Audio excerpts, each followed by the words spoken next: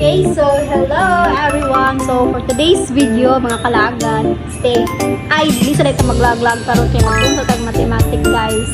Integral pag yun. So for today, we are going to apply an integral calculus to calculate the volume of a solid of revolution. O, diba? So, arap na. Okay, so we are going to use this method with the formula of the x-axis, and this is the formula for the y-axis. So, and explain lang na ko later ang kamay nga changes sa y-axis. So, our goal is to find the volume generated by rotating the region under the curve of y is equal to 12x and the line of x is equal to 4. So, kay x-axis man siya, ato ang gamiton ani nga formula. Okay, so mo ang this method.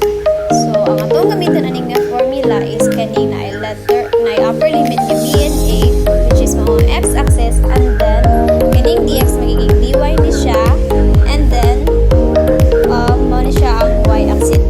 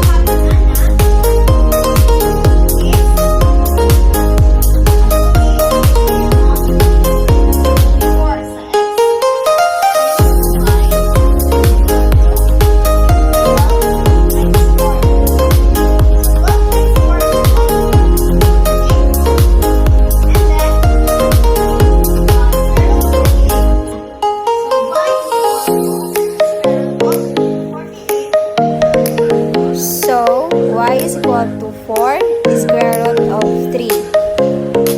Okay, so, or, ato niya siyang i-calculate. B4, square root of 3 is equal to 6.9. Here, 6.9. So, this is equal to 6.9.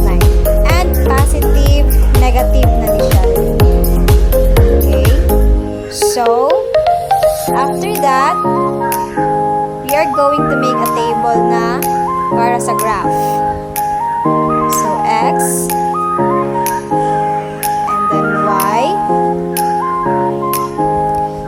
So, ang x is equal to 4, positive 6.9. And then, ang limit niya is 0, 0.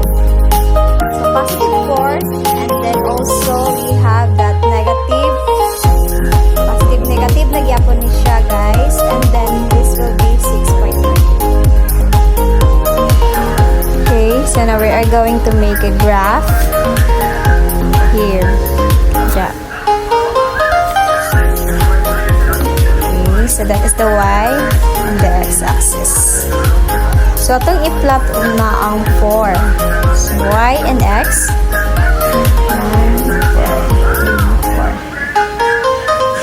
4, 6, 8, 1, 2, 3, 4, 2, 4, 6, 8, 2, 4, 5, 4, 6. Okay, so atong buhaton ana, so negative ni siya. Atong buhaton ana first is atong i-plot ang x is positive 4. Then ang iyahang y is 6.9. So diri siya sa ibabaw. Ito siyang i-plot. 2, 3, 4, 5. Okay, here. And then 0.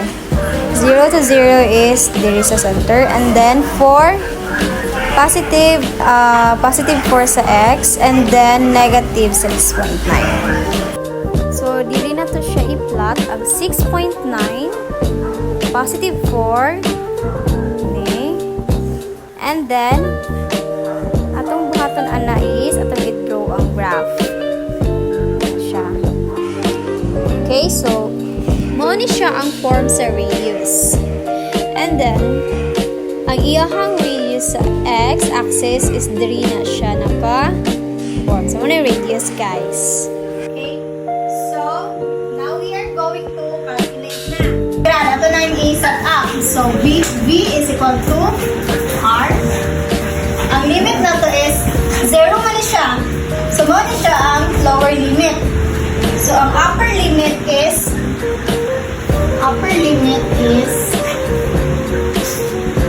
x is equal to 4, and then ang lower is 0. Now, 4 ang ibaba, and then 0 ang ubos. Then, square root of 12x squared, and then dx. So, after that, we are going to simplify for 0, 12x dx. And then, after that, we are going to evaluate the integral with respect to x. So, dali na lang ta guys. Dali na lang ta. Okay, evaluate. So, v is equal to integral of limit of 4, 0, 12 x squared over ng 2. And then, dx. So, v is equal to imo ni siyang i-divide. So, magiging 6x then 4, 0. Ano naman siya? 6x squared 4, 0. Then, v is equal to 6. I-fill in mo na ang upper limit o ang lower limit. So, kaning x magiging 4. And then, squared minus 6. Then, 0. Squared. So, ang iyahang answer na is here. 6. 16. 4 times 4, 16. And then, 0. So, kani siya, ang result na niya is v is equal to 6 times 16 is radius of 96. So, muna iyahang final answer. Okay. So, ang iyahang cubic units is radius of 96. Kaning region niya din.